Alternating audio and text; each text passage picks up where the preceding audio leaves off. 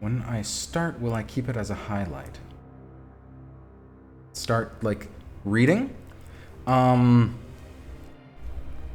not that great with Twitch. I could. I guess I should. I feel like this is one of the things where if people miss it, they'll probably want to go back and watch what they missed. But I'm getting started right now. So last time we had just finished this chapter, but I'm going to read the final page again just to catch us back up as a little reminder of what happened last week. Thought it'd be a legal thing. Really? I hope not. I don't know. I mean, I'm not reading like a book or anything. This is a game. So, technically speaking, it should have the same legality as streaming any game. I hope.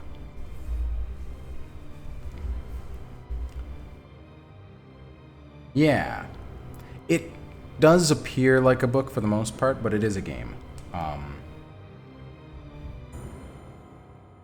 his kisses.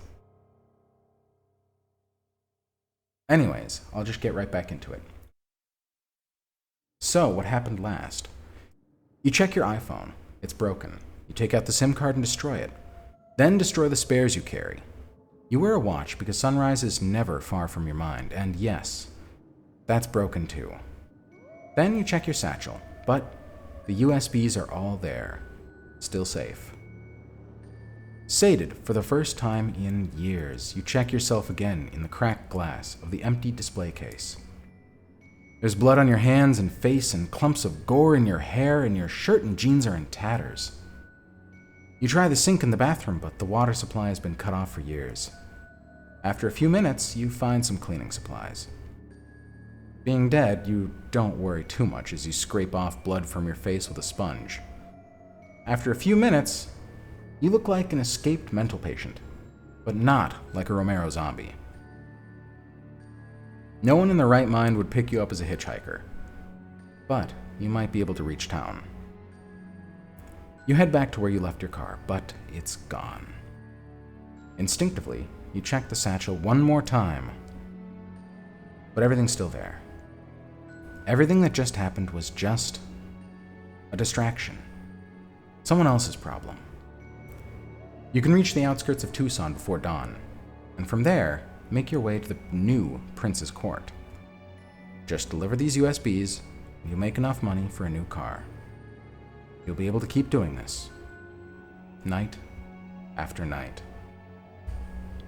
You start walking. Chapter 3, Our Boy, the Eagle Prince.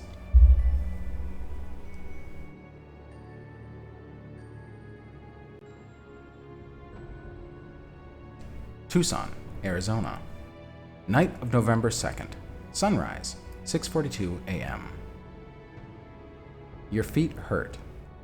You already passed the place you were supposed to stay yesterday, but it's just an empty garage. There's nothing there for you. An hour before dawn, you reach the chain-link fences and industrial parks that mark the outskirts of Tucson. You can see cheap stucco houses up ahead, but the burbs are no place for a vampire. Without a cell phone or money, and with your clothes too trashed for polite company, you're forced to rely on a skill set you don't really have. Street survival. Far from the heart of the city, you find a neglected Planet Aid drop box beside a rundown strip mall. The door has been left open, and with 5 minutes left before sunrise, you crawl inside. I don't actually know what a Planet Aid is. But that's why I have this other tab here for Google Maps, Google Images. Planet Aid. Jesus Christ. We're fucking insane. A Planet Aid Dropbox? This is like a mailbox. How did we fit? We basically crawled inside a dumpster. This is a good picture. I don't know what we were thinking. We just crawled inside one of those. I don't know how we get back out.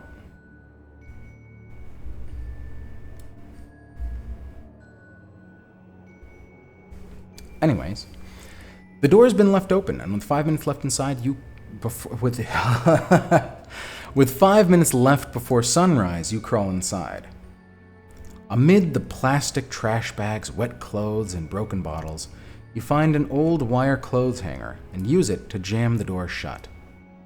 Then, you shove wet socks up into the seams around the opening mechanism so no sunlight creeps in. You spend the day drifting in nightmares as you boil in the metal box. Unable to move, all you can do is scream in your own mind as the temperature inside crawls above 100 degrees. The moment the sun sets, you squirm outside, reeking of old trash. A new low.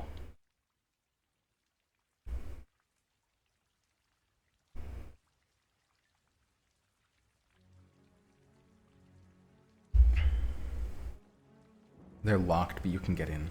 This is less erotic.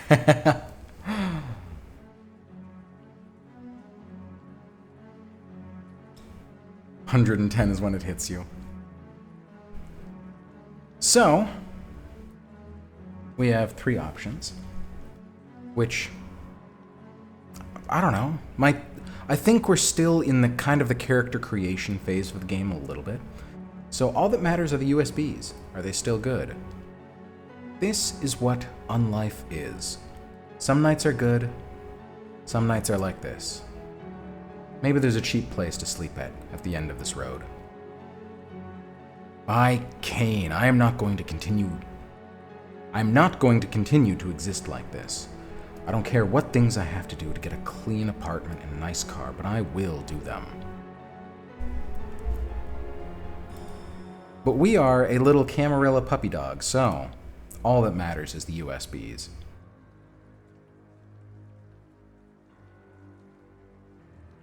They're in the satchel, and they look fine. Am I insane? I feel like I just saw, like, a fucking spark fly up. Maybe it was just the light reflecting off of one of my posters.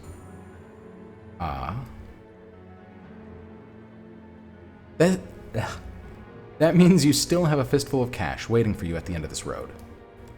Your only concern is that your satchel is physically falling apart.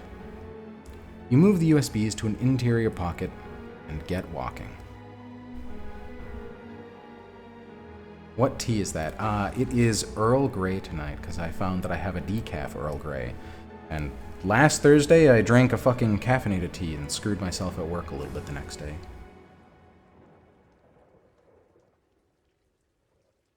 But thank you.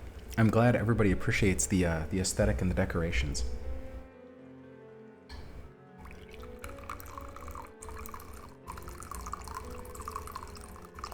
Regret, yeah. It took me longer than I would have liked to fall asleep. Oh, lots of tea is caffeinated. Salem.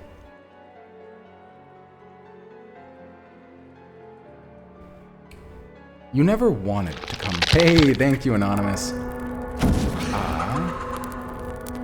I don't know if it's the same Anonymous every time or a different one, but you have gifted me quite a lot, so thank you. Notice the little pumpkin. The little pumpkin is my other side. The little pumpkin is my pride and joy. I love him. Another one, thank you.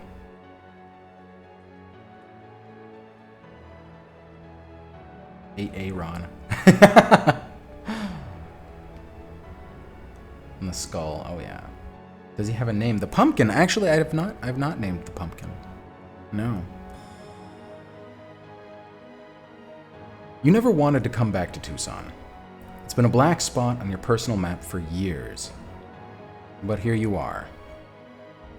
You have to avoid the good neighborhoods, the big stucco houses on their little plots of land with their raked out front yards and the blue recycling bins. For a few minutes, a black and white Mustang with a thin blue line Punisher decal on the hood creeps behind you in first gear. You can't tell if it's an actual police car or some kind of patriot group, but the headlights hurt your sensitive eyes, so you cut through a park where they can't follow. Ah yes, because we are the children of Set, and I believe our bane is that even light, not just sunlight, but any kind of light, really hurts us. Saki Fire says, Pumpkin needs a name. We'll name it, we'll get a little further. We'll name it after one of the characters in this. I'll let you guys pick. Ichabod the Pumpkin. Like Tony. Tony's a good pop. Maybe it's Tony. I like that. Jackaboy. I do like that too. Like, kind of like Jack-o'-lantern. But rest in peace, Jackaboy died during the last stream. Hey, Polka Dot. Welcome. Where was I? Yes. There's a public bathroom there where you might be able to clean up a little. The mirror is cracked and someone shit in the urinal. Fuck! But the water works. You spend a few minutes scraping trash off and then look around for either threats or opportunities. I love that just little detail of both humor and kind of just a sad state of things. But no one shows up. You're not that hungry. Yet. So you keep moving. I don't think we are hungry at... Oh, we are a little bit. We got one dot of hunger. This game doesn't follow completely version 5 rules, which is what I'm familiar with. And it seems like it decides what nights we wake up and get hungry, which might be right. I know each time you wake up, it's kind of a 50-50 chance if you'll be a little bit hungrier or not. Yeah, don't shit in urinals. Don't do that. That's when you recognized where you are. Recognize where you are. The present tense of this game throws off my narration. I'm not used to it. This abandoned building was the lair of Lampago, a thing of legend that was probably one of the kindred, though no one knows for sure. A shape-shifting monstrosity destroyed by hunters as the Second Inquisition rose to power and began their dreadful crusade against all vampires. Don't become a South Park joke. Is that a South Park joke? I haven't seen someone do it, but I've seen it before. It's disgusting. A lesson. Ah, yes. This is more furthering our mindset. Lampago, right? Destroyed by hunters. A lesson in keeping your head down and not buckling to the traditions, if there ever was one. Fuck. Not bucking the traditions, if there ever was one. Ever was one as in a lesson, I believe. She might have been a monster, but there aren't many creatures left like her. Just obedient little kindred without imagination. I wish I could have seen her. Maybe we will. A cannibal corpse wallowing in the sewer. Vampires are worth more than that. They were right to destroy her. A lesson in keeping your head down. Hey, thank you again, Anonymous. And not bucking the traditions. Because the traditions are important. They're what have kept us alive for millennia. Which reminds you, it's time to meet the local Camarilla at their Elysium and try not to piss them off. Elysium is one of the defining ideas of the Camarilla. It is a neutral meeting ground where violence and the use of vampire powers are forbidden. In many Elysiums, kindred are not allowed to exist as they are, not as the Masquerade demands them to be.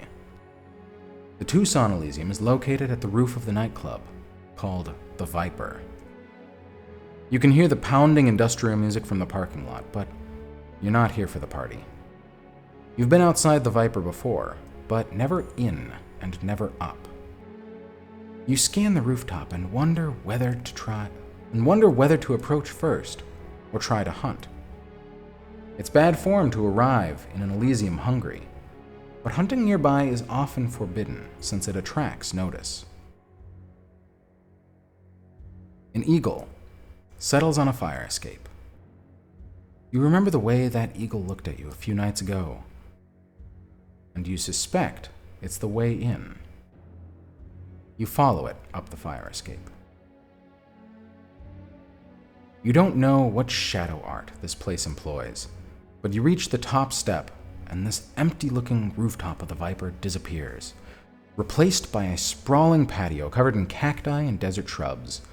Footpaths lead through the secret garden, and small stone bridges cross narrow rivulets of cold, flowing water. From here, the lights of Tucson are invisible, and the night sky is the way it is deep in the desert. Shades of purple and blue and black, with the Milky Way brighter than you've ever seen it.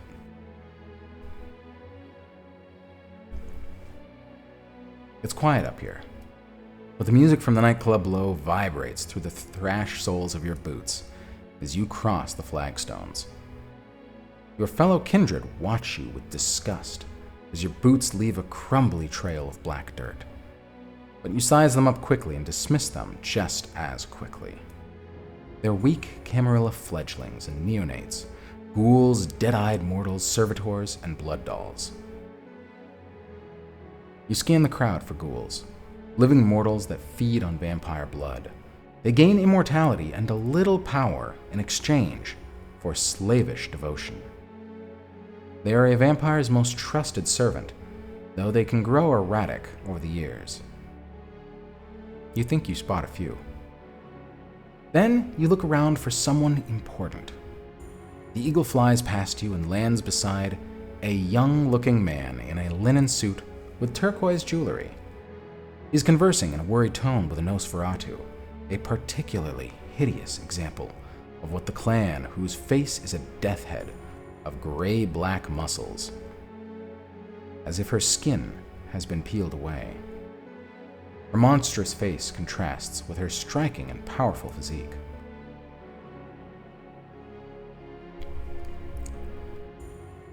That man in the jewelry is either the prince or one of his agents. I deliver the USBs and get my damn money. I still have my dignity. I'm not going to cross the Elysium until I found a way to clean myself up. I examined my fellow kindred. I've never been to the Tucson Elysium, and I want to know what sort of monsters, liars, and sons of bitches I'm up against. Blood. I need blood, but we don't yet. It's a little too soon for that.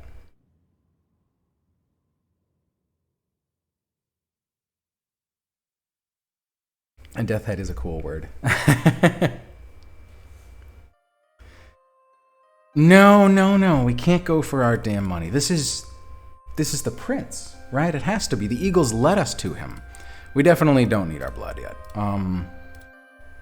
I think we need to clean up a little bit if this is the boy we're trying to romance.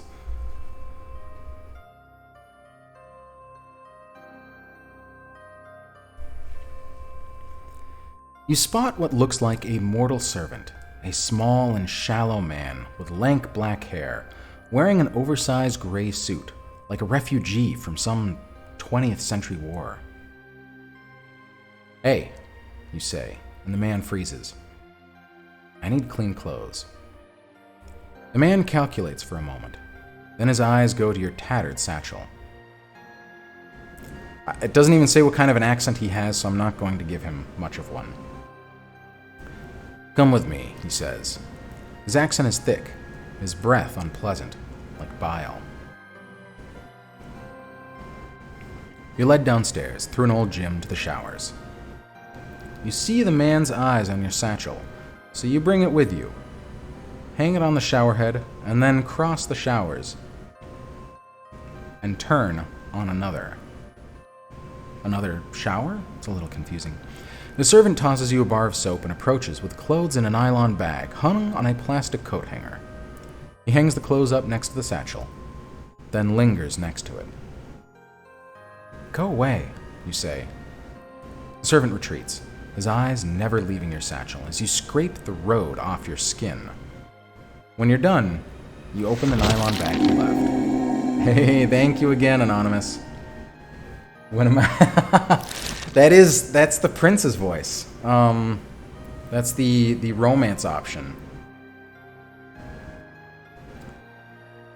Inside is a lightweight coverall with a patch that says Doug. Oh, you can't see it when I do. I keep forgetting that. The microphone is out of the camera range. I'm sorry. Have I been, like, obscuring half my face this whole time? I hope not. I gotta sit here like this.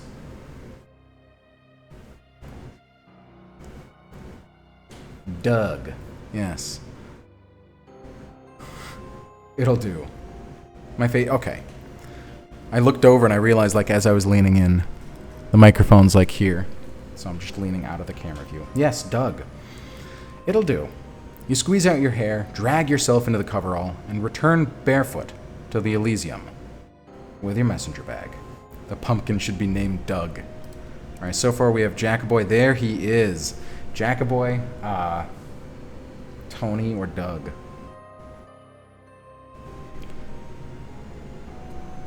Hey, Crystal. I did go all out, thank you. I didn't realize this, but my AC just kicked in and it's actually blowing the smoke away, so you can't even see it right now. The man in the turquoise jewelry watches you approach with a slight smile.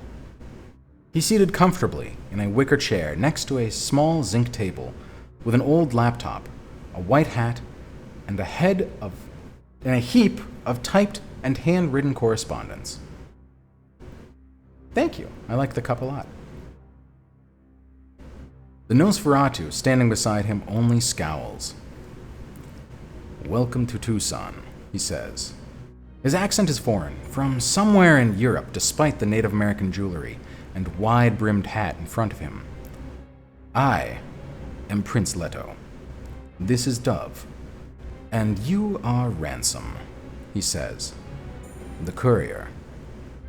It looks like you had a difficult journey. You're dripping onto the flagstones. But it's water now, not mud.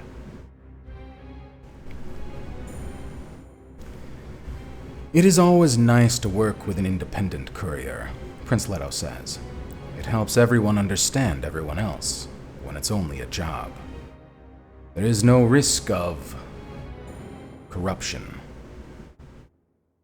He knows what you are, but if the worst consequence you'll suffer as a minister in the heart of the Camarilla territory is a prince's knowing smirk. Ah, clever.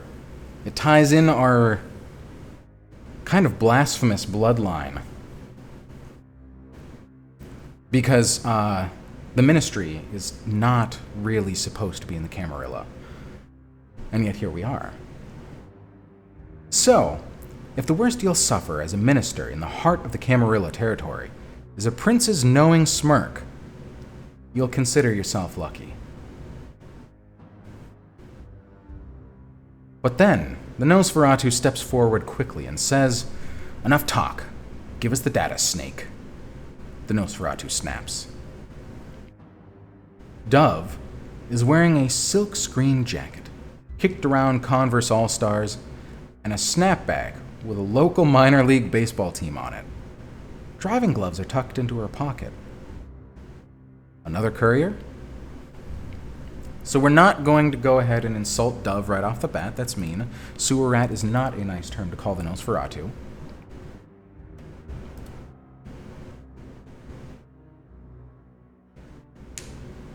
But should we crack a joke? No, the bird is, no. Because he refers to this Nosferatu, doesn't he? Yes, this is Dove, he says. That's fair. The bird is on his arm, but it's not even implied. I know, because I played the game. The Nosferatu is Doug, not the bird. Dove is my favorite girl. She is quite a badass. So, Dove sounds like the sort of name Camarilla lapdog who needs to get yanked around.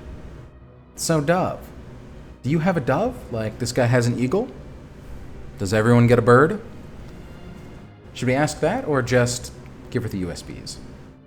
Hello, Squishy Grammy. Calling an eagle Dove is a power move. It would be. That's very funny.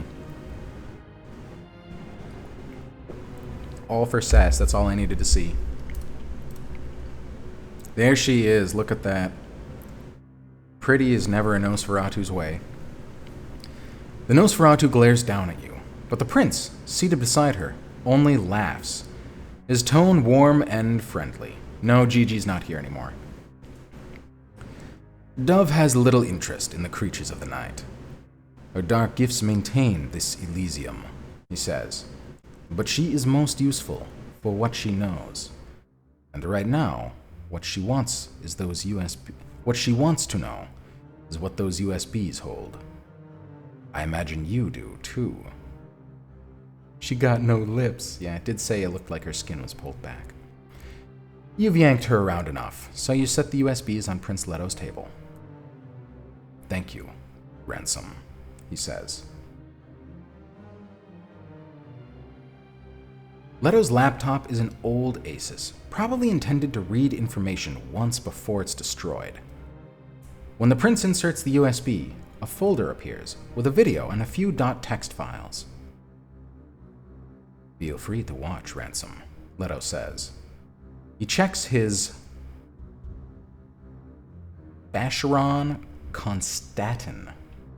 I can only assume that is a very fancy watch. But that's another example of this game throwing very specific examples at us and me not knowing what they are, so I'm going to Google that. This is going to happen a lot. Very fancy watch. He checks his one of these.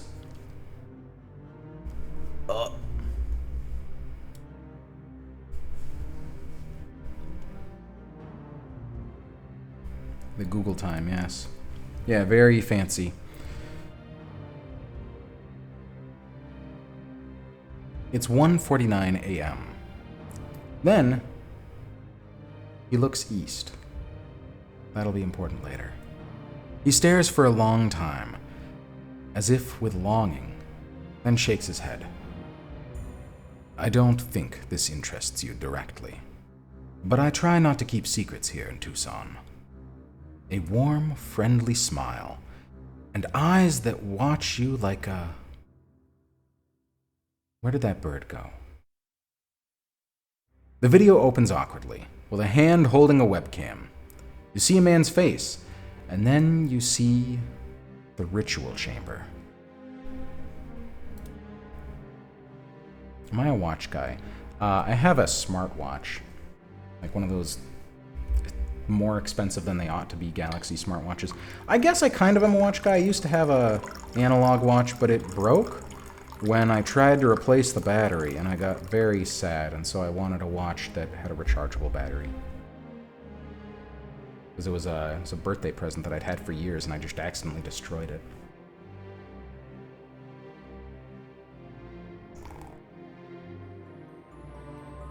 A ritual chamber, different kind of cam show. Tremere, the warlocks, the usurpers, once the clan of sorcerers and blood magicians, their discipline in inter-clan loyalty admired by even their enemies. The Tremere are now scattered and leaderless after the destruction of their greatest chantry in Vienna. I know a lot about the Tremere because I am in the middle of building a campaign based around the main character being a Tremere, so I love these guys right now. Actually, yeah, this is, wait till you hear his name. He does, he looks like Hide the Pain Herald a little bit. You might have fallen low over the past few years, but not so low as the Warlocks. You don't recognize this Tremere. He's white and apple-cheeked, with a short gray beard, portly in a way that vampires rarely are. Like an avuncular college professor. I don't know what that word means, but anyways. He's wearing a Fair Isle sweater vest and press slacks, and holding a silver knife with one hand as he tries to adjust the webcam with the other. That's Jasper Knowles, Tremere Magus. Leto says conversationally, "Do you know him?"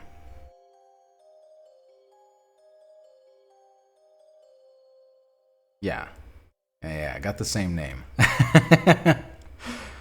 I've never seen him before in my life, which is true, so there's no reason to make things difficult. Tremere are scum who should all be dragged out of their havens and burned for their crimes, which is also true. Tremere are all scum and I don't associate with them. Not true, but it's most common attitude in the Camarilla right now, and I might as well try to fit in. My job is making deliveries, Prince Leto. I don't get involved. We'll just keep off the opinion until we figure out what this guy likes, and then we'll say yes to whatever he says. So I've never seen him before in my life, which is true, so there's no reason to make things difficult. There's always a vampire named Jasper. That is true. I got so much shit when the movie Twilight came out. You have no idea. It was like all I heard for half a year.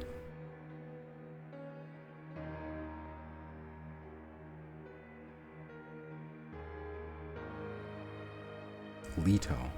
I've said Leto.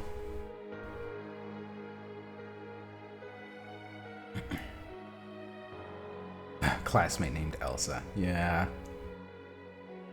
I do not have a sweater vest. I do have like a nice little Christmas vest, but I've worn it so much that one of the elbows is gone. And now it doesn't look like a nice little Christmas vest. It kind of looks ratty. Leto watches you closely as you answer, tongue against his teeth, concentrating. He thinks you know something, but you've never seen this Tremere. Dove gasps. Hey! Skyrim Sam! What a name. Welcome. I am also glad you finally caught me. Knowles has stepped away from the webcam, revealing a dingy cinder block room with faded orange stripes on the walls and a Nosferatu chained to an iron spike in the floor. That Nosferatu almost killed you the other night. Sire, Dove whispers. Prince Leto's illusion of good cheer falters for a moment. Both he and the eagle glare at Dove. You're here so he can get a read on you, not so his underling can give you information.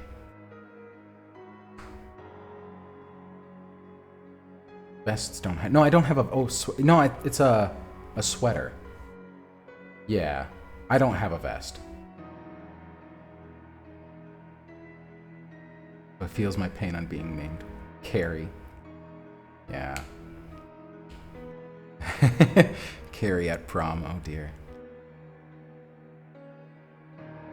This experiment has gone on for as long as it can, Knowles says in the video. Science sometimes ends in failure, my dear. And so does our version of it. No intelligence remains in this specimen, and it has become increasingly dangerous and aggressive. Once it's destroyed, I'll send what's left to you. I'm also going to wrap up my daytime business. I know that we are still allowed to communicate via email as, flesh and blood citizens, but my mortal identity is almost 80 years old. And soon people will wonder. Hey, thank you. Again, Anonymous. Something off-screen draws Knowles' attention. He turns the knife, ready to insert it into his wrist, perhaps to use blood magic. Unfortunately for Knowles, he's looking the wrong way.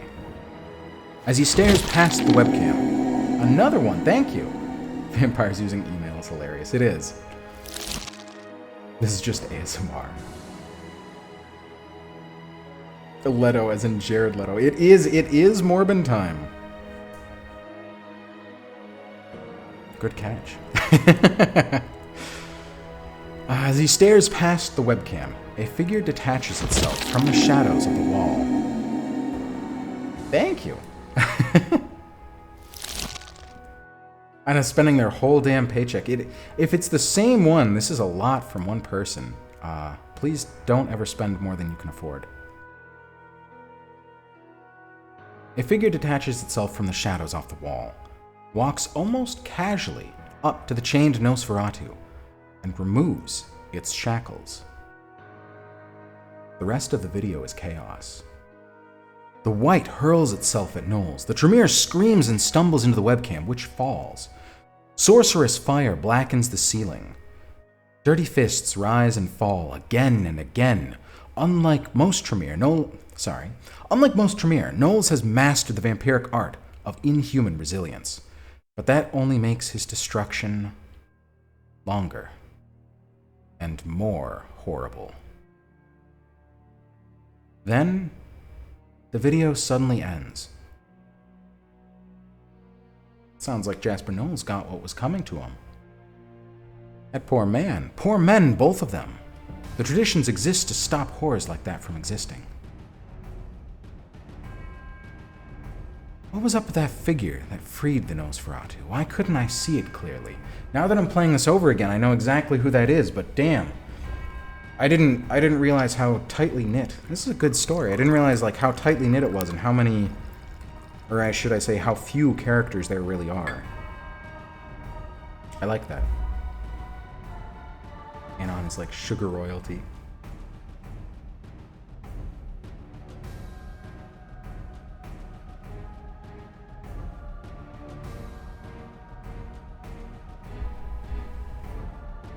Yeah. Tightly wound stories are some of my favorite ones. Where you can ask for everything, what's the point, and there is an answer.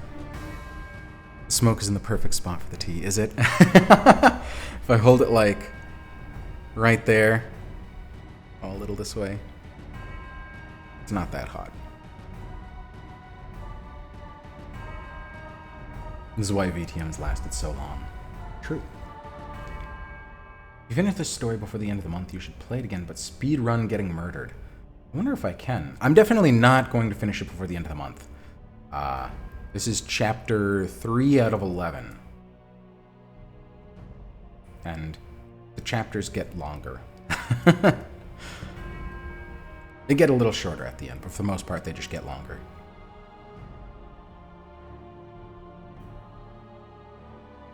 I think...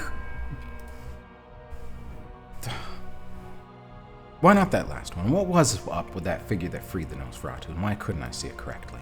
Clearly. You've never seen Knowles before, Leto says. He sounds frustrated. Dove, go back. Who was that shadow? You watch it again, but the shadow is just a blur of formless motion. An impressive disguise, Leto says thoughtfully, freeze-framing on the blur. The assassin doesn't even move fast at first. There's just nothing there but a smear. Almost as impressive as this rooftop. And what happened to the Nosferatu? Did he escape? He rolls the video back and forth, trying to get a better view of the white. Then he seems to remember you. He reaches into a bag at his feet and hands you a manila envelope, then goes back to scrolling around. $1,000 in 20s. Your job is done. You know the answer to Leto's question, of course. The Eagle Prince's gaze wanders again. He looks east, over the skyline of Tucson. I share what I know about my encounter with the White. This will let me get in good with the Camarilla, which might go further than $1,000 ever could. I share what I know. The White is still out there and dangerous. It needs to be stopped before people get hurt. I keep my mouth shut. I owe the Camarilla nothing. I say nothing. I plan to deal with that White myself. I want a rematch. No, we don't. We're not that strong. But Prince Leto definitely is, so yeah, I tell him every fucking bit that I know.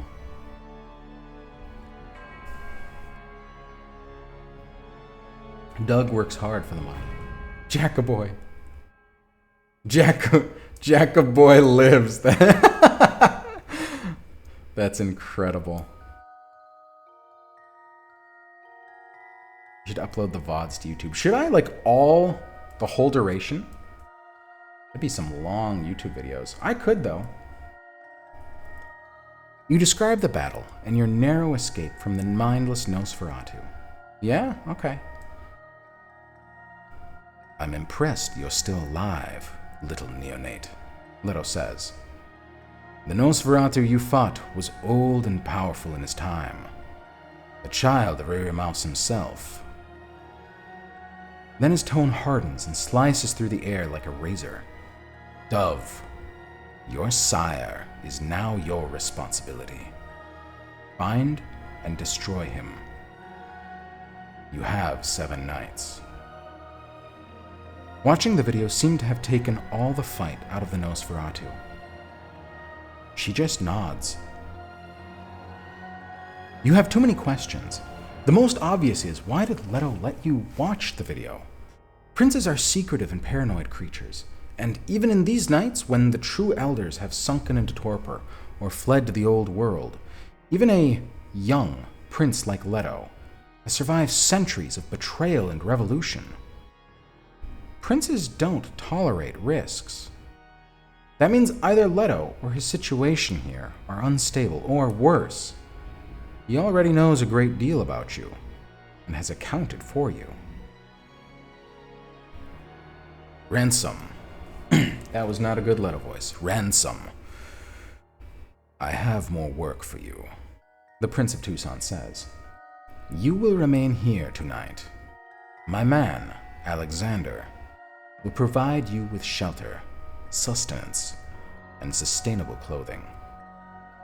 Suitable clothing. Thank you. The man who led you to the showers returns.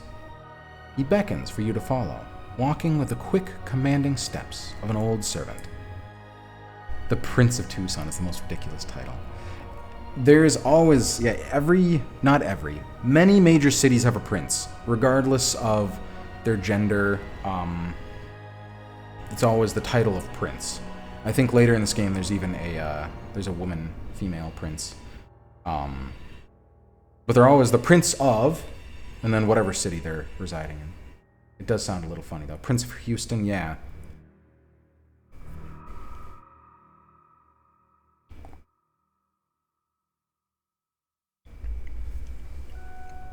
But it does sound funny, right? The Prince of Tucson.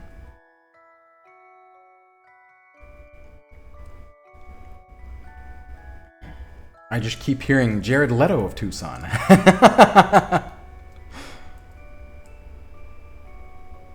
would kind of hate that. The Prince of Tulsa, the Prince of Dallas. I think it is the Prince of Dallas, actually.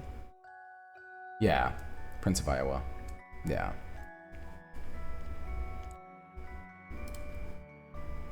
Hello, Alexander. An old ghoul. Kindred grow strange and cold as they age, but blood slaves are stranger still, and sometimes more dangerous. What's behind those beady eyes of yours? Why are they firing off fireworks outside? The Prince of Milwaukee.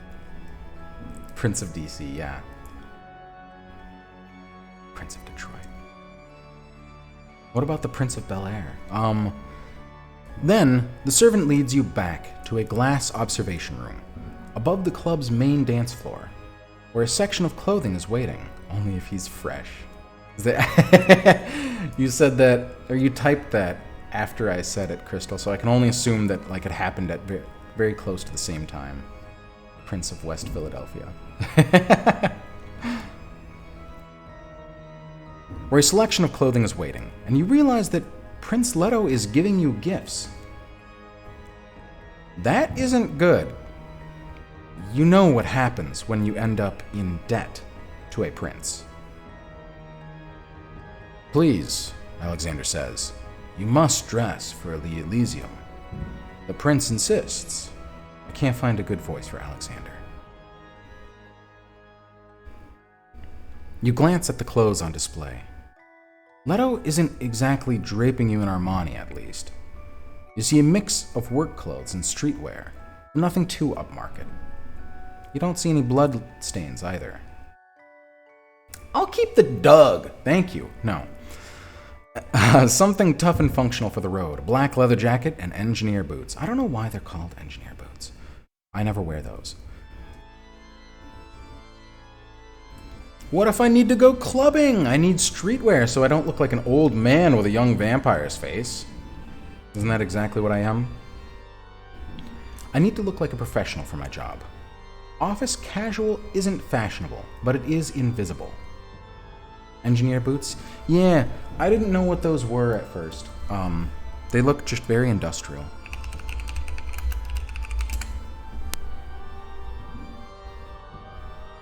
Never worn these in a day in my life.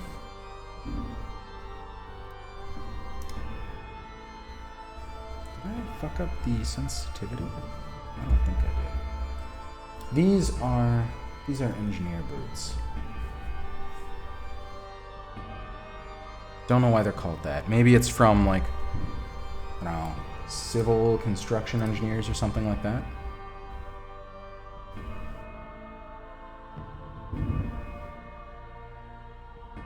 Five to 7 business days.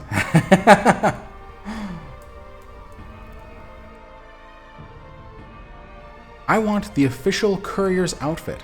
Members only jacket, driving gloves. Can't go wrong with the classics. I find something black, formal, and elegant. I like that. Would that match with our stats, though? What are we again? What kind of a person are we? We're a very social vampire. We're very high in charisma. We're actually almost maxed out in charisma, manipulation, and composure. That's impressive. It took me a bit to get that last game. We are a leader, and we are very persuasive, and we are good at lying. So we're basically Loki right now. Can't go wrong with the classics. Why not? The Camarilla looks unkindly on vampires who dress like Bela Lugosi. But what's the point of being dead if you can't look the part?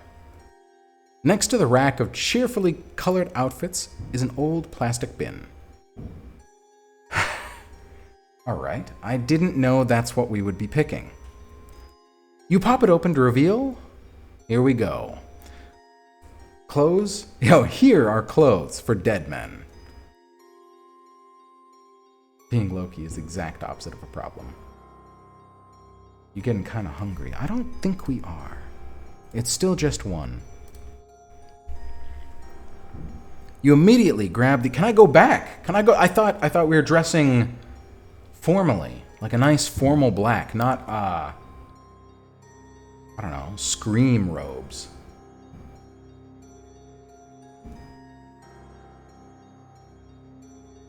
Hey, Simon.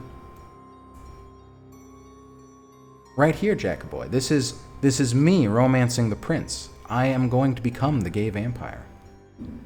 Can I reload? No. I don't think so.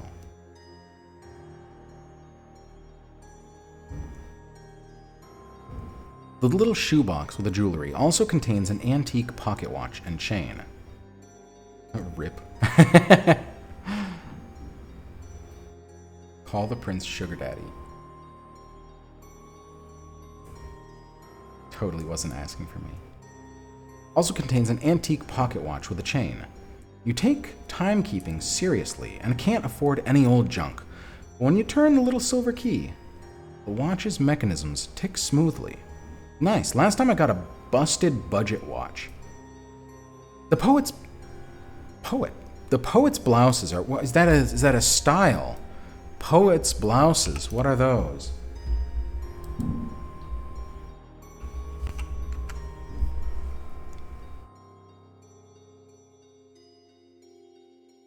Oh, it's the fucking piratey looking white shirt. Very, very flowy.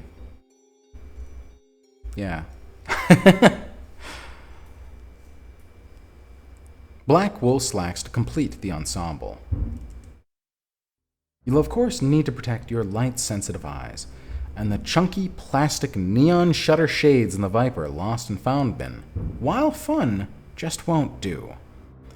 After some more investigation, you discover an elegant pair of tea-shade sunglasses. Is that the color? There's also an old doctor's bag in worn black leather, which is better than a cheap backpack for carrying parcels. We look like... Yeah, we look like a dead guy. Lovely. The plastic box doesn't have footwear, but you find a pair of black boots in your size. Double monk straps with silver clasps. Perfect. You're ready to hit the road. or play nice with other monsters upstairs in Elysium.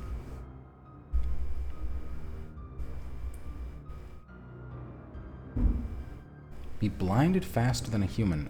Probably this vampire would. I imagine most of them not necessarily faster. I do have Howl Sweater on there. You ascend metal stairs that thump with the base of the EDM below, back up to the rooftop, Elysium. Leto's eagle watches you. A gangrel prince is unusual, even in these nights. You wonder where Leto came from, and you wonder what he wants with you. He is still watching that video and reviewing whatever information they got from the other USBs. Dove is scanning the parking lot below. You will be remaining with us for some time, Alexander says. You understand what this means, yes? Of course you understand what will happen if you try to flee. Can you guys hear that? That's loud as fuck. Bye, Crystal! Oh, relax your arm. I hope it's okay. I'm sorry.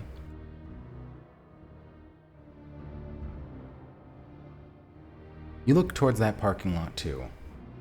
You need a car. You did hear it? Yeah, they fired off like 100 fireworks at once. We are very friendly people here in Tucson, Alexander says, finally smiling. It's an awful sight. Little gray rat teeth, skin that crinkles like paper. Not like other cities you may know. Speak to people about what you need. Dove was like you once. She drove. You need a car? She has cars. Her retainer, Carlos, is the one listening to music from below. He is a police officer. He has, you know, rooms, stashes of the shit. Is that what is said? He keeps evidence rooms with the good shit. Maybe you need that sort of man. He is proud and cruel, though. Do not let him bait you. Carlos spots you and Alexander looking at him, and gives you the finger. And if you need... blood, Alexander says. I was a doctor in my youth. When I was young, I said to my teachers, this bleeding, it does not work. It does not make the patients better. Isn't that funny, knowing what I know now? A little joke. But I have an important job. When kindred feed and kill and endanger the Masquerade, I tell Prince Leto. I hate telling him those things. I would prefer if kindred came to me for advice. I will give you this advice now. Do not hunt near the Viper. It is not permitted. And of course, do not use your gifts here. Sudden movement of blood. It upsets Dove.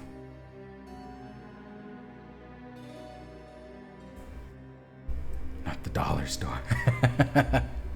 We're at the dollar store. How good can it be? I talked to Leto. Why isn't Outlander in charge? That's rare for the Camarilla, but unexpected things interest me. Maybe I want to fuck him. I mean, maybe I can learn about the prince and cultivate a relationship with him. Yeah, maybe I want to fuck him. That's exactly what I meant. Oh, never mind. This next one's even better. So, Leto is cute. I'm going to talk to him and see if he might be interested in a handsome young courier who almost has his own car. I talked to Leto. I don't trust him. I never trust the Camarilla. But if he has work, I need money. Actually, Alexander, what can you tell me about procuring blood in Tucson? The old ghoul is unsavory and might be deranged, but blood is life, and I need it. I need blood, Alexander, but I have standards. How are matters arranged here?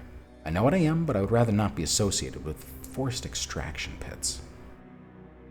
I talked to the retainer Carlos about equipment and a place to stay. I have been far too proud lately. If I have to beg this guy for what I need, I'll do it. I talked to Carlos. I need guns, and if I have to kiss the ring or whatever to impress this mortal, I'll do what I need to survive. Dove hasn't exactly been polite, but we do have a shared interest in cars. I chat her up about different accidents we've been in. I talked to Dove about getting a car, but I'm not going to put up with any shit from a sewer rat. I examined Leto's eagle. How fascinating and how dangerous, I approve. I talked to the mortal servitors and hanger-ons. That's where Julian taught me to look for power, where people are forced to serve. I kind of like the way that last one's phrased.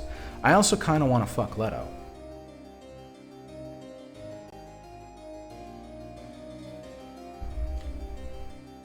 So, Leto is cute.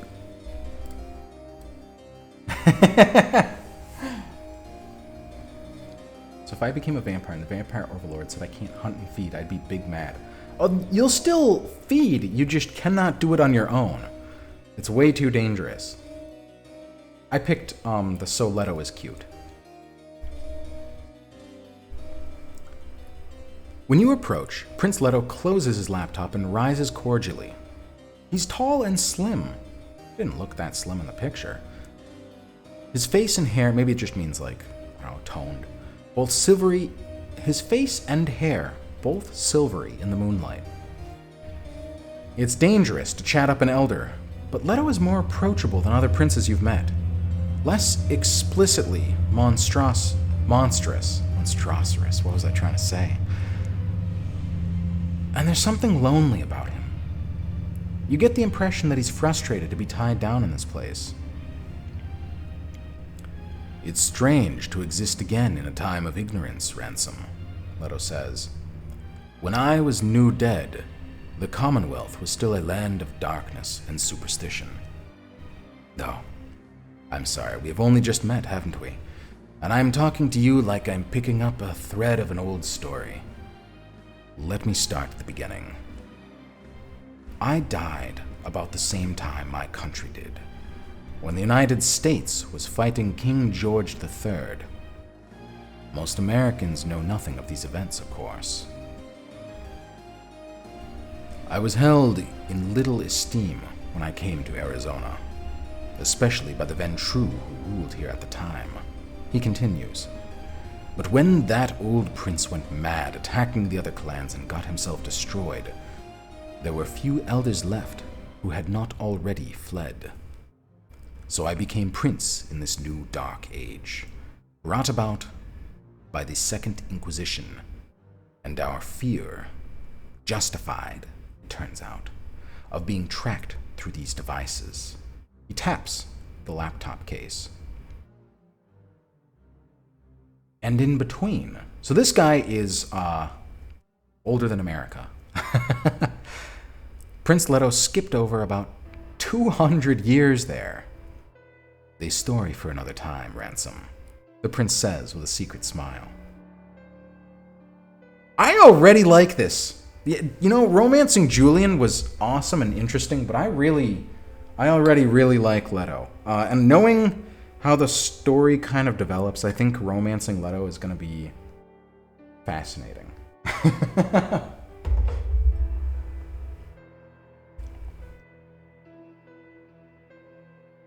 He's a very interesting character. He's also arguably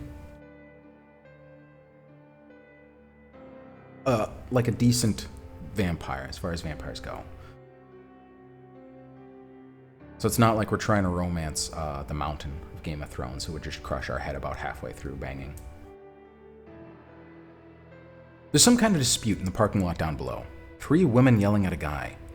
Dove gestures, and 2 heavies head downstairs to sort it out.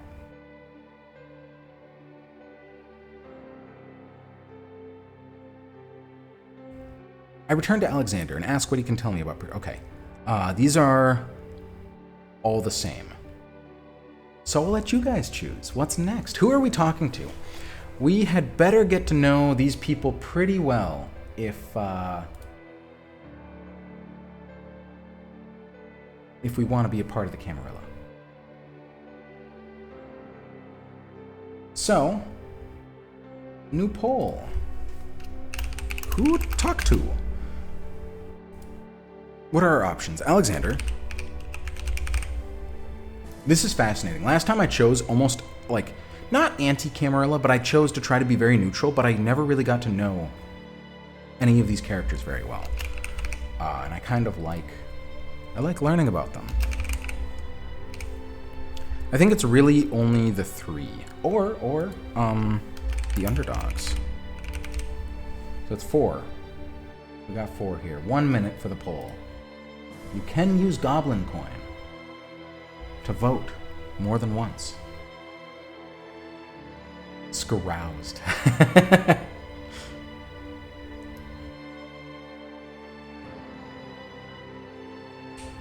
Befriend the Lipless Fiend. Dove is also a very interesting character. I know her a little more because I did kind of befriend her last game. I always feel bad for the Nosferatu. When they get embraced by a vampire, it's half the time they get embraced out of pure hatred. Their sire doesn't care for them. They don't mentor them. They pick someone they hate and then bite them because you spend the next 2 to 4 weeks lying in an absolute torture of pain as your body starts to reshape with the vampiric blood in your veins. And when you wake up, you look terrible. Dove doesn't look that bad as far as Nosferatu can go. The underdogs, with Jay contributing the vast majority of those points. All right. I talked to the mortal servitors and hangers-on. I feel like it should be hanger-ons. Oh well. That's where Julian taught me to look for power, where people are forced to serve. It's true, it's a good option. It's like befriending the janitor at work. Always be nice to those maintenance and janitor people. They have it pretty rough and can help you out more than you'd ever imagine. There are many servants here, not just well-placed ghouls like Alexander and Carlos. How much is that expanded on? How much is what expanded on? I feel that even without the context, it's worse considering they're vulnerable and mentally unstable, and anyone could take advantage. The Nosferatu are regular vampires. The vulnerable.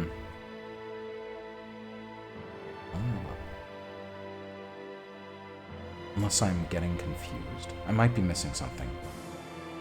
You missed democracy. I love democracy. You circle among the servants. Most lack the dead-eyed stare of those broken by relentless mental domination. That makes sense. Prince Leto is a gangrel, and his mental powers might only extend to animals.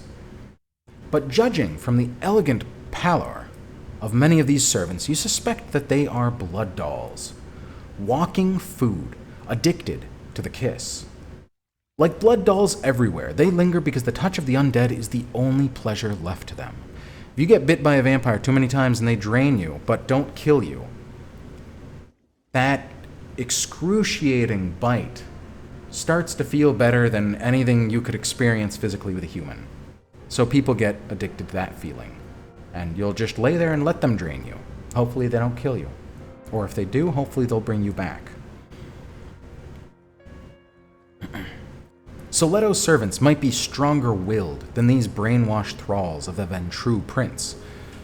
But only a little. Interesting. 2 more kindred arrive from the dance floor, skin slick from others' sweat, cradling their dazed-looking blood dolls. Prince Leto narrows his eyes at this vulgar display, but says nothing.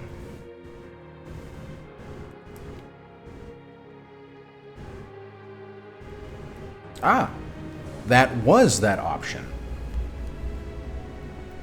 So I'll go with what was next. Looks like next was Dove.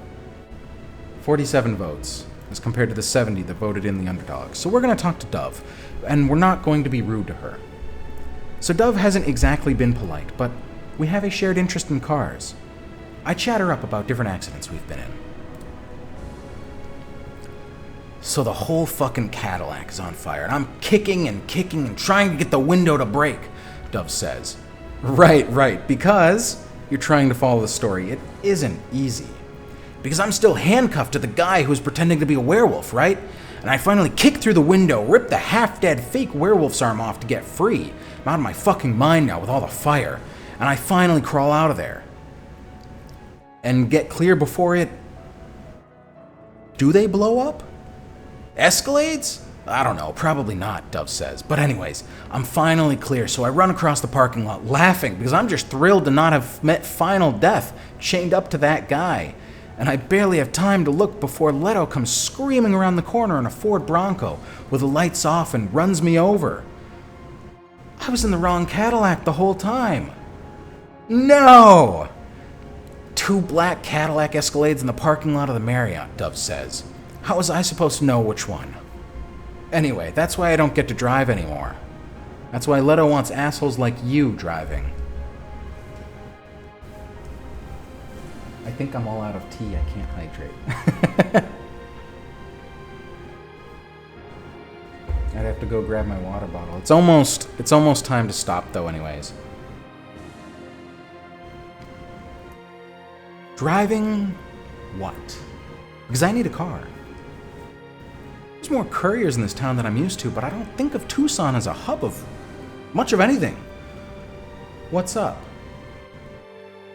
You're not so bad. You want to get out of here with me tonight? That tripped me up because they only put the quotations at the end and not the beginning. It's a bit of a typo, so I thought that was thoughts. You're not so bad. Do you want to get out of here with me tonight? No. Keep the eyes on the prize. Keep the eyes on the prize, all right? So one of the second two. Before I leave, 2 questions. Do I have an Amazon wish list? I do. Should still be linked in my link tree. Might not be. If it's not, I'll have to change that. Jackaboy, I don't know if that works in this game. And who's to say that they would both want that? Gotta go for Leto first. Then maybe we can... We gotta pick our first place, and then we can see if we can get second, too. I don't know if that's possible in this game or not. I feel like most games have, like, 1 romance at a time, but who knows. And my birthday is coming up. It's in a little over a month. Fuck! I know, I'm sorry. To be fair, I don't know. I haven't tried romancing more than 1 person, but romancing even 1 person in this game is kind of a lot of work, so you might just simply not have the story room to be able to romance more than 1 person. There's the link. Oh, it might have blocked it. I think it blocks it if you guys try to put links in the chat. I'm sorry. That's to try to like stop people from just putting in a virus. So one of these second 2. I feel like the second one is a little more conversational. Little nicer, not as direct. So we'll try to figure out from Dove what's going on.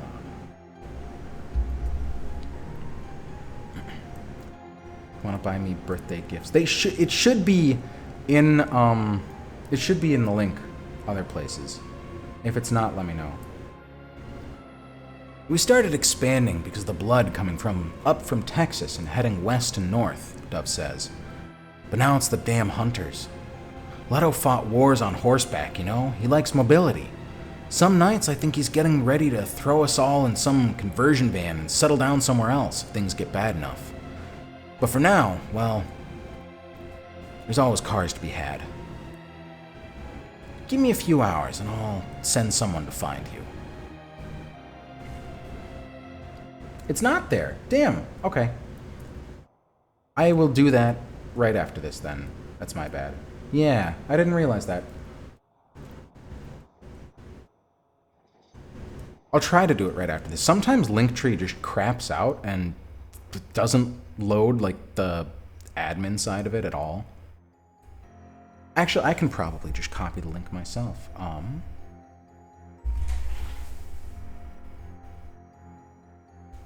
Let me just switch this over in case it brings up Discord full screen. No, it didn't. Okay.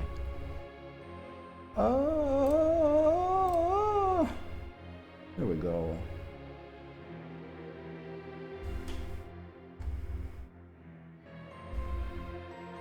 I gotta edit this. Some of those things I don't want anymore, but most of them I still do.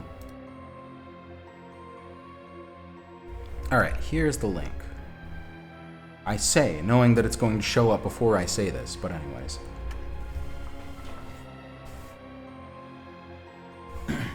Alright. Just a little bit more. Are we still naming the pumpkin? Yeah, we'll do that right before we stop. Oh, it's not on my Safe for Work link tree. I see. Wink wonk. Going back and trying to read comments was a bit hard. Oh, whoops, you're talking to each other. Bedtime cuddles. It is almost bedtime for me. I need to go to sleep early so that whatever is at the back of my throat can stop hurting. Whatever was happening in the parking lot below has sorted itself out. The heavies are back upstairs, laughing. You memorize their names and faces in case they're trouble later. Then circle the Elysium for a few minutes, getting a feel for the place. What time is it there? It is 8:30, but bedtime is 9:30 for me because I've got to be up at 5:30. Can't believe you're back in Tucson. You wonder if anyone recognizes you. Beyond the rooftop, the city lights appear dim and washed out, as if seen through a black veil. Red brake lights from the highway look like a sluggish trail of blood. Just call her. That's Dove, speaking in hushed but anxious tones to Prince Leto. You can't quite hear the rest of the conversation, but then the prince's genial smile vanishes. Dove withers at whatever he says next. Then, the eagle swings its golden eyes back towards you. Ah, Ransom, Prince Leto says. I told you I would have work for you.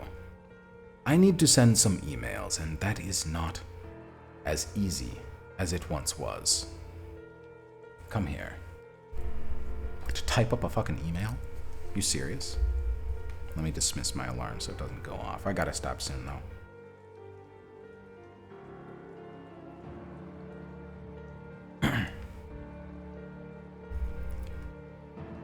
You were still a fledgling when the Second Inquisition burned through the streets of Camarilla power. Places like the Vienna Chantry, arcane fortress of Clan Tremere. You weren't important enough to draw the SI's attention. They've been quiet for years, quiet enough that some kindred are starting to use phones and email to conduct their night work again. Cutting into your business. But you know they're fools. The SI was never beaten. The Inquisition is just collecting information now, waiting for an opportunity to strike. Prince Leto does not want to give them an opportunity. You come highly recommended, he says. He doesn't want to send an email. He wants to type out a piece of paper or upload it to a USB and give that to me to send off, okay? I see the issue now. And I hate to see a proud member of the ministry brought low by circumstances. I need you to run letters to a few cities near Tucson. Don't worry. Nothing is more than a single night's trip.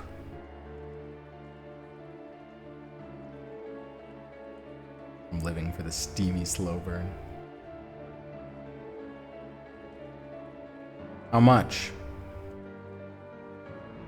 Why not use your magic bird? I'm not being sarcastic. I sort of want a magic bird. Can I say, come here again? I need a ride. Pointing that out might tie me to the Camarilla, but after years on my own, maybe that's not a bad thing. Well, since you're so charming, flirting openly with an elder might be stupidly dangerous, but Leto is so charming. I feel like that's a little too direct. Making me itch a little bit. I think we already made one advance. I don't know about the second one quite yet. I think I can get by on my own, thanks. These elders are always giving me orders, pretending like it's charity. I need a ride. Yeah, I fucking do. I'm glad you had a chance to talk with Dove, the Eagle Prince says. You and she have much in common. And she will see to your needs. One of Dove's people will contact you with information about how to acquire a vehicle. If I have to work for the Camarilla to stay alive, Leto might be my best chance. What's the job? I don't trust you, Prince Leto. Don't try to betray me. Oh, no. More of this shit. We'll do your jobs, but there are limits to what I'll stomach. I'm a driver, not a leg breaker. I'm not your weapon. The Camarilla is the best chance for all vampires. Shame the ones in charge are assholes, but maybe I can work to fix that. I'm in. What's the job?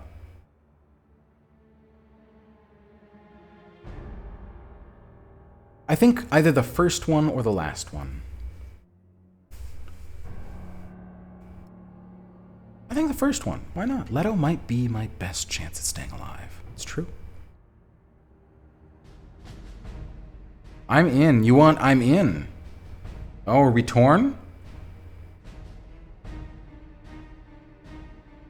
You like the last. All right, I can make another poll.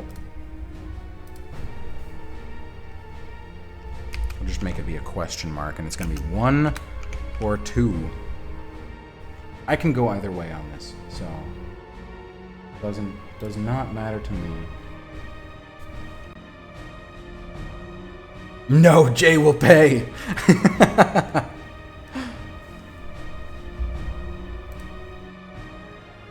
Let's see what's winning. 2 is in the lead. Oh, another vote. Oh, yeah, it's definitely 2.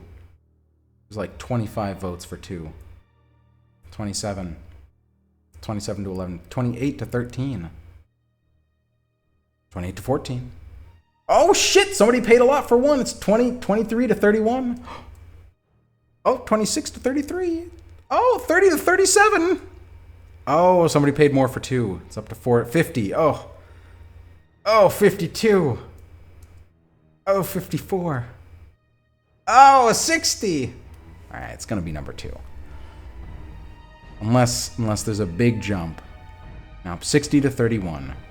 Option number 2 wins. I hope he doesn't mind. I'm in.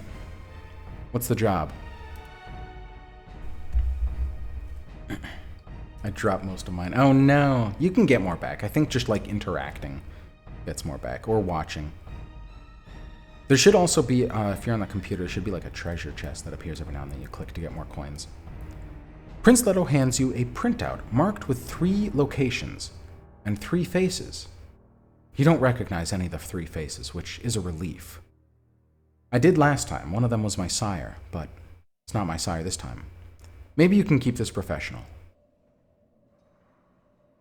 Carry, 6.8 thousand, damn. The posture rewards. 15,000, damn. 3 people need to know about the final death of Jasper Knowles and the reduction of Rare Mouse's child to a state of white. He points at each face in turn. Invidia Cowell worked closely with Jasper after she escaped New York and showed up here. When Clan Tremere fell apart, so did their working relationship. But she needs to know about his destruction. She also needs to know that without Jasper Knowles' considerable private wealth funding her, she can no longer sustain her research, and she must return to Tucson. Should we tell him that... Oh, this is Dove. Should we tell him that she'll go crazy when she finds out? Dove asks the prince. I'd been meaning to get around to that, Dove, yes, Prince Leto says. Ransom, deliver my letter and get out. You won't like Dr. Cowell's reaction when she realizes she's broke. And she doesn't, trust me. Invidia Cowell would have been Invidia Call, I think I just called her Call before, would have been our sire if we were the Tremere. Why can't you keep her funded? It sounds like she's doing interesting work. Work I'd like to check out, actually. Yes, the Tremere with their blood magic. Actual magic that the vampires use. Although it requires human blood. Usually within the vampire's own veins. Sending me out to be destroyed is poor form, Prince. Is she making a hash of the Masquerade? Is that the problem? I'll deliver your message. Because it's my job, but I'm not getting tangled up in local politics. We'll ask about the Masquerade. Why not?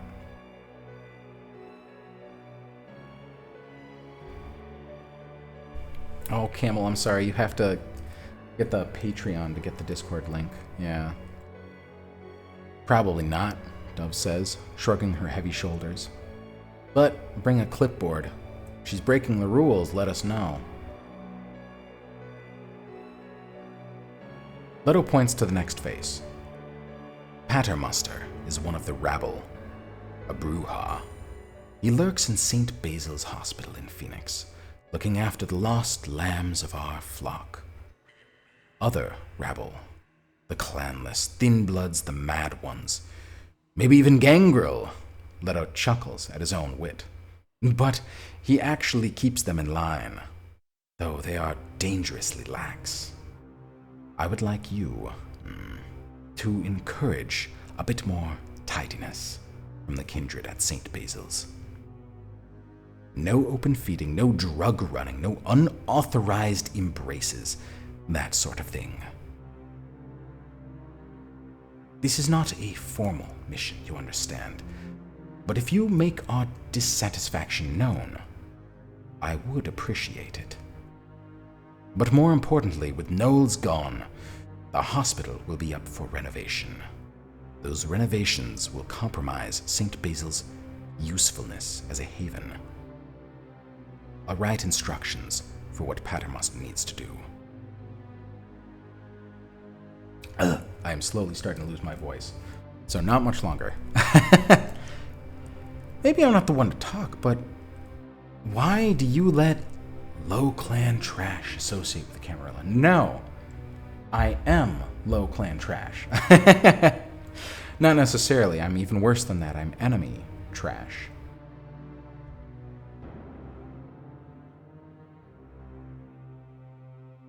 Was that a little fade? I know I feel like I'm starting to lose the card voice. It's because I'm so used to saying vampire. Because Pyre, fun fact, Pyre was the name of the character in this. Was the name that I chose last time I played this game. That's kind of where I came up with Card's voice. If you have a message to deliver to Paternoster, give it to me, but I'm not going to yell at someone for you. Is there any way to maintain control of the hospital while shaping renovations to our own profit? I am happy to deliver a message. No problem. I wonder how bad it is at St. Basil's that the Prince of Tucson needs to step in. Of course I can do that! I'll sound friendly to impress the prince, but I'm not running errands for the Camarilla without getting paid. Why not ask a good question? Is there any way to maintain control of the hospital while shaping renovations to our own profit? He's ambitious, Doug says with a little laugh. Stick to the running messages, kid. Leto glances at his second in command, then continues. Finally. Yeah, that is fade. Whoops.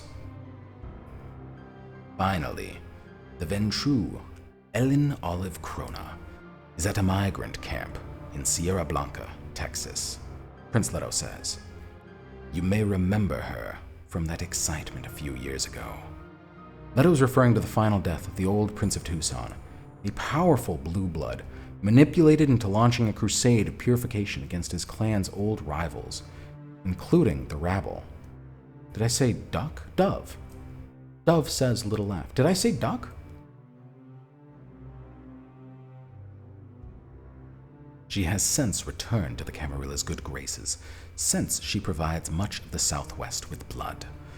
But her operation exists atop a mortal structure that is profoundly, politically unstable. Jasper Knoll's destruction will further destabilize that situation, and she needs to know. All right, that's a bit more like it. I lost the accent, and then it just turned into fade. Oh well. Feeding on migrants, that sounds fucking horrific. That's dark as shit. All right, probably 5 or 10 more minutes. I'm gonna get colored contacts. I actually have Sharingan colored contacts. They hurt. I'm not good at putting them in at all. Yeah, it was, I think people just watched me crying on stream as I kept trying to shove them in. It was not pretty. A steady source of blood down at a camp sounds like easy living. I could get used to that. No, they're not prescription. They were, I mean, they weren't, like, cheaply made. I got I can't even remember who. I showed the site to a couple different people, and they, like, knew it was legit and everything.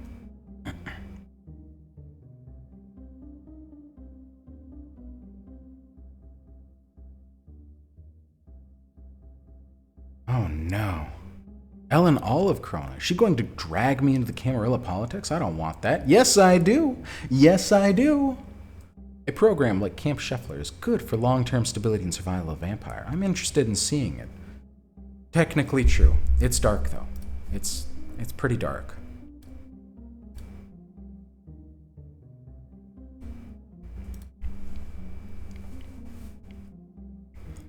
Prince Leto continues, as you wonder what kind of program Olive Krona has put together and how it differs from previous, similar schemes. Anyway, 3 deliveries, $1,000 each. And you are welcome to feed in Tucson, and every city you visit for a year after finishing your final delivery, Leto says. Though you will have to abide by my rules for neonates here in Tucson. My man Alexander will explain once we're finished here. I also give you permission to own property and create no more than 1 ghoul, though you may not embrace new kindred. And take this for emergencies, and only emergencies. He hands you a prepaid flip phone and a baggie full of SIM cards. I got none of this last time. I was such a dick to this dude the first time I met him. This is awesome. Now, if you'll excuse me, I must compose the letters you are to deliver. This game really plays differently based on the choices you make. That is, I love that. That's really fun. Now you're a sugar baby. Yeah, I guess I kind of am. I am already in so many balls deeper than I know. The prince moves to a writing desk under a ramada, leaving the pile of electronic devices in written correspondence, and gets to work composing his messages. Oh, he handwrites these. Fascinating. I guess if I was 300 years old, I would also handwrite these. You sit down nearby to disable the phone's GPS. It's probably more like 250. And get rid of everything that could be used to track you, leaving the device even more stripped down than it began. Probably a side piece, yeah. Prepaid flip phones. I need more money in hand now. I persuade Leto to give me some more cash. I don't think we can do that. I don't think our stats are good now. I mean, that's pretty good. Maybe we could, actually. Maybe we could. Let's check our inventory, though. Let's see how much cash we actually have. Some of these are cool to check. Our relationships, I won't click yet, because that has some spoilers. The inventory, though, what do we have? Oh, $1,000, that's it. Right. We had $3 before we got here, and we just got paid 1,000, so 1,003, lovely. Use Super's Nowcast bonus. Irrelevant. Journal, what does this have? This has a lot of stuff if you guys want to learn about the game itself. I think I know all of these, and some of these are going to be spoilers, so I'm just going to see. No, the characters probably already has. There's a glitch, it shows one character before it should, so I'll wait till like chapter 4 or something to do that. $3 is enough to get ramen. I'm afraid vampires here can't actually eat. If your humanity is high enough, you can eat as long as you vomit it back up later, but you cannot digest food. Most vampires throw it up as soon as they taste it, though.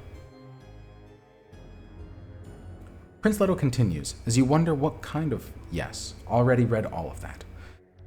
The nature of an Elysium is deception. I lie, flatter, and misrepresent myself while acting grandiose in others Acting grandoise. That's how that's said, right? In order to make allies here. Charisma, manipulation, plus subterfuge. That might be good. Those are some of our best stats. This whole situation with Jasper Knowles and the White worries me. What I want is information. I investigate the correspondence on the table, hoping that a quick glance gives me something useful. Wits plus investigation and awareness. Guess what we're not good at? I'm not a socialite, and I'm not taking any risks tonight. I hang around, keep my mouth shut until I leave. No, let's get that dirt. Let's talk it the fuck up. Like me, shut the fuck up. Belle is crying. What about my chicken nuggies? What chicken nuggies? I need nuggies. Oh dear.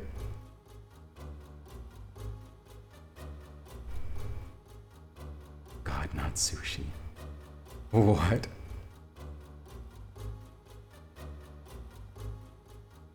Tiramisu. Does that include drinks too? Oh yeah, that's everything.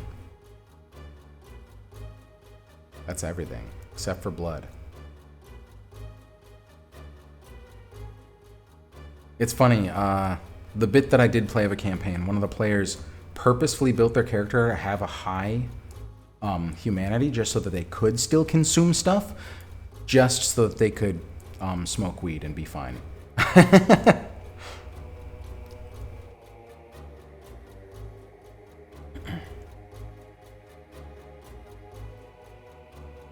I will stake you in the face.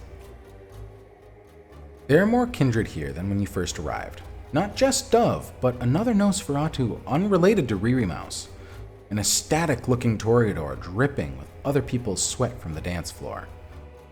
Prince Leto's Malkavian Oracle. And a few scummy-looking Ventru in $3,000 suits. Because this is the Camarilla, and they come with the furniture. Leto has a small army of blood slaves, but you learn from whispered gossip that none have proven worthy of the embrace. Circulating among the kindred ghouls and dead-eyed blood dolls, you charm, flatter, and gossip. You charm, flatter, gossip, and condemn, all while avoiding any truth about who you are.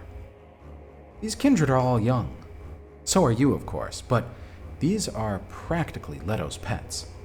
They've seen nothing of the world, and tricking them into liking you is like passing out dog biscuits at the pound.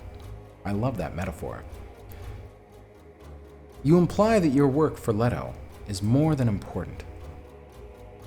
You imply that your work for Prince Leto is much more important and secretive than it really is.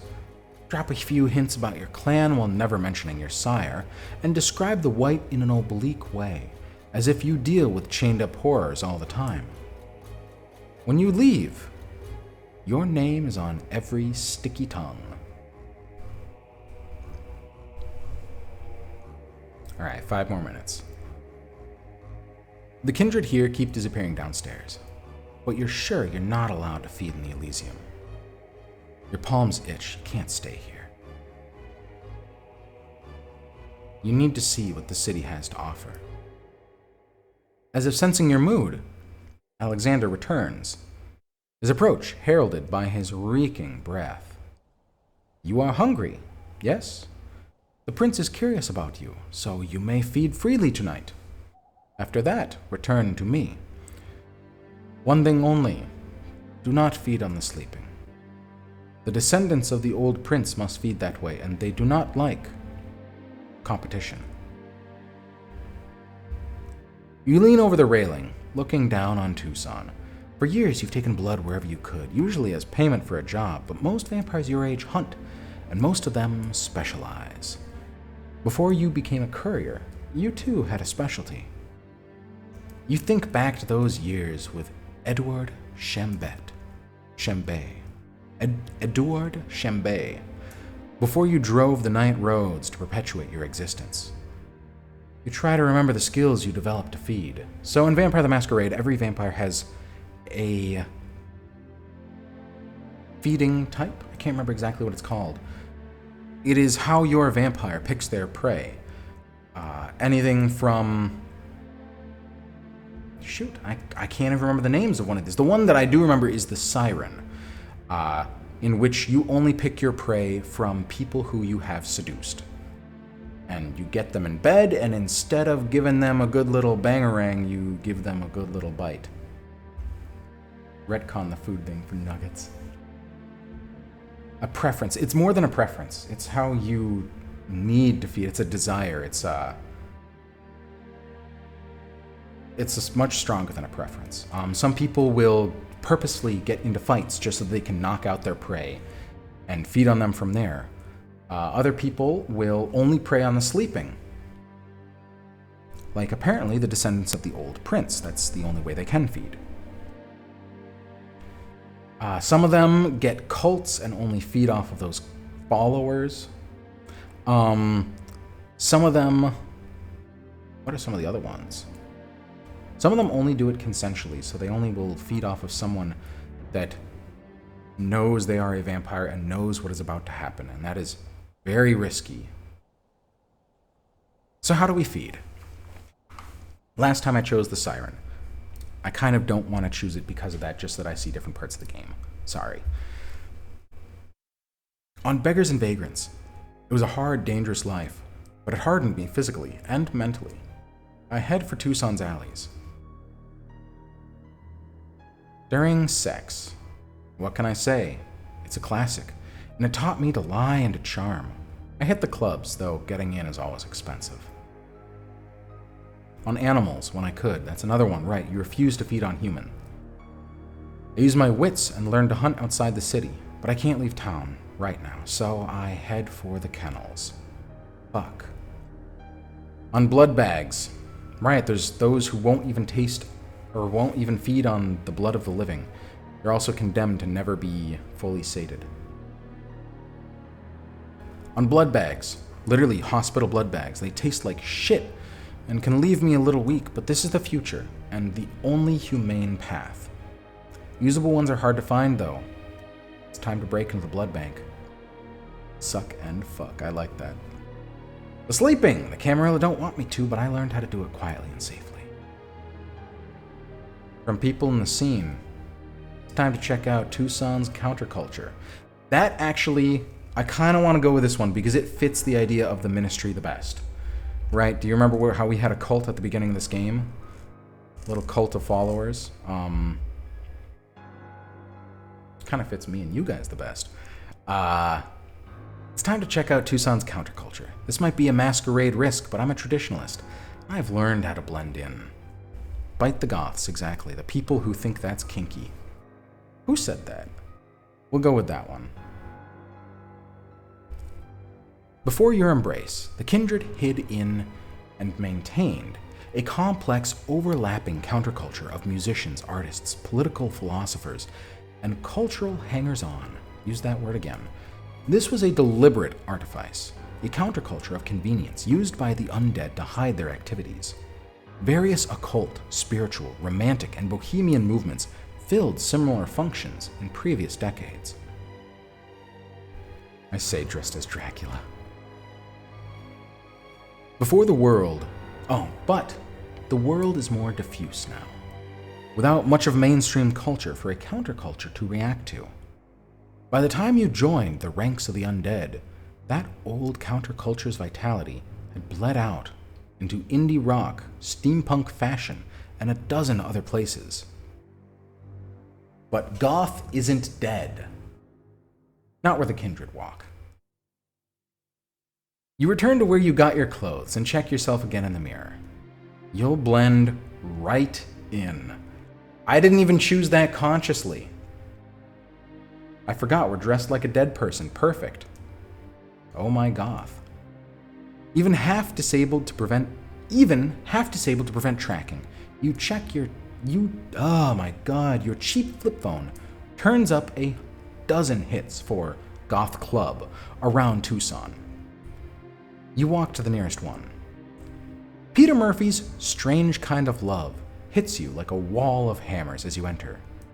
The music hasn't changed, but you think the bass technology has gotten better. Feels like your eyeballs are jiggling.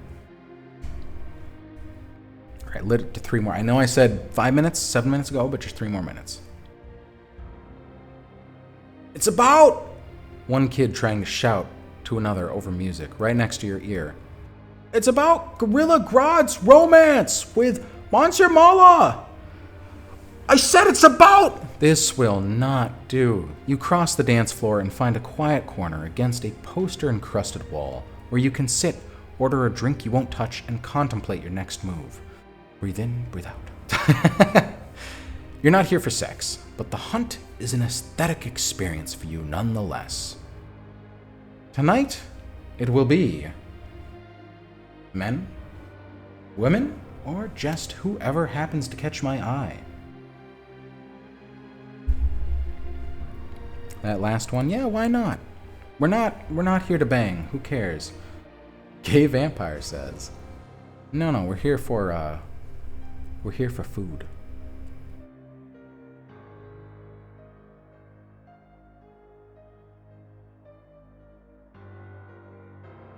He doesn't look like one of those kids you passed. So it is a man. He's older, with a touch of gray in his beard and dark, piercing eyes. He's wearing a tight black turtleneck, tight black pants, very functional, not trying to impress. But you see the way his eyebrows quirk up when he sits down across from you. He wants to impress you. Oh shit. Is he another vampire? That's happened before. It's always so embarrassing. Should you ask? You've honestly been out of the game for so long that you're not sure. It's usually the same faces here, he says. Night after night. You try not to smile, as the guy tries to affect the eternal boredom of the undead. He's just playing. Well, you can play at being a vampire too. And that's exactly what you do, smiling at him with your eternally young face. It strikes you that, it doesn't say this, but in reality, you're about his age. He enjoys the role-playing for all the wrong reasons. Then asks where you go to school. You look like you go to college, right? You died in your 20s, for Christ's sake. Do you look like a high schooler? Maybe the light here makes you look younger. Instead of answering, you nod for him to get up. He smiles, rises graciously. Guys like this are always gracious until they can't get what they want, and leads you into a hallway with padded black walls. Here, you'd expect at least a car ride or something nice. Whatever. At least it's quiet. Your fangs come out before he can even turn around.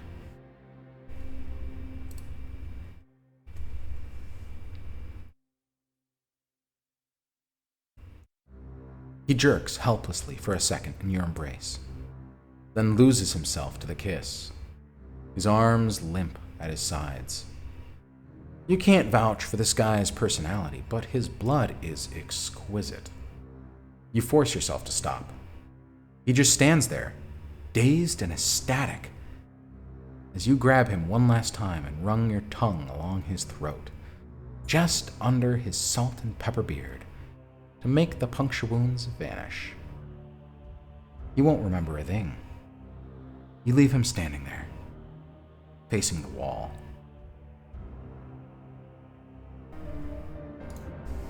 But it's late, and I'm gonna go to bed. So thank you guys for watching. I hope you enjoyed it. I enjoyed it. You should enjoy it. I'll be back here next Thursday. So thank you, and have a good night, everybody.